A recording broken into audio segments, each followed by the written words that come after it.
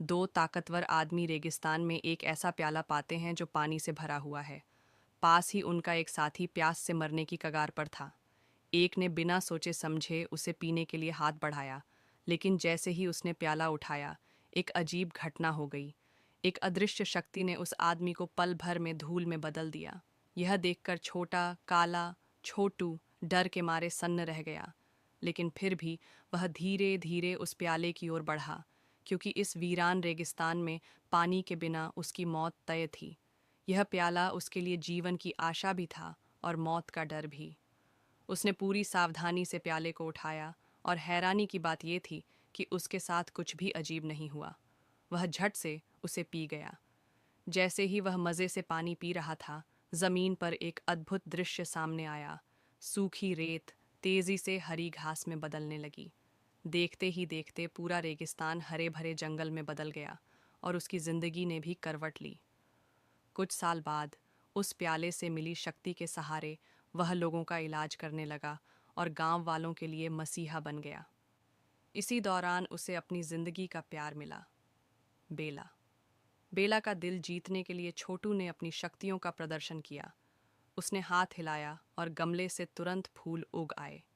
इस चाल ने काम कर दिया, और जल्द ही दोनों एक दूसरे को चाहने लगे। बेला के आने से छोटू की नीरस जिंदगी में रंग भर गया, लेकिन जब वे प्यार में डूबे हुए थे, एक नई मुसीबत सिर उठा रही थी। एक नकाबपोश आदमी उन्हें छुपकर देख रहा था।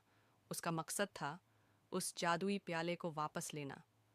छोटू को इस बात की भनक तक नहीं थी। वह बेला को एक रहस्यमयी वेदी पर ले गया और एक जादुई प्रदर्शन दिखाने लगा। उसने पहले प्याले को आग में डाला, फिर अजीब हाथों की मुद्राएं बनाईं, जैसे किसी आत्मा को बुला रहा हो। तभी चमत्कार हो गया।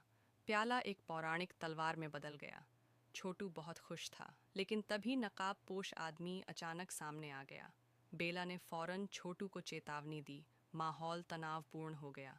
नकाबपोश आदमी ने तलवार झपटने का नाटक किया और मौका देखकर बेला को पकड़ लिया, ताकि छोटू से वह तलवार छीन सके। पर बेला भी कम नहीं थी। उसने चालाकी से खुद को छुड़ाया और नकाबपोश का नकाब फाड़ दिया। इससे वह बौखला गया और गुस्से में बेला के पेट में चाकू घोंप दिया। अपनी प्रेमिका को मरते देख छोटू बुरी तरह टूट गया और उसका गुस्सा फूट पड़ा। तूने उसे मार डाला, अब मैं तुझे मार डालूंगा।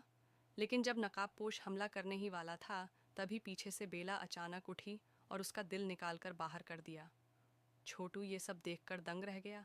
असल में बेला ने वेदी पर आने से पहले प्याले का जीवन जल पी लिया था, जिससे वह अमर हो गई थी। जब तक उसका दिल न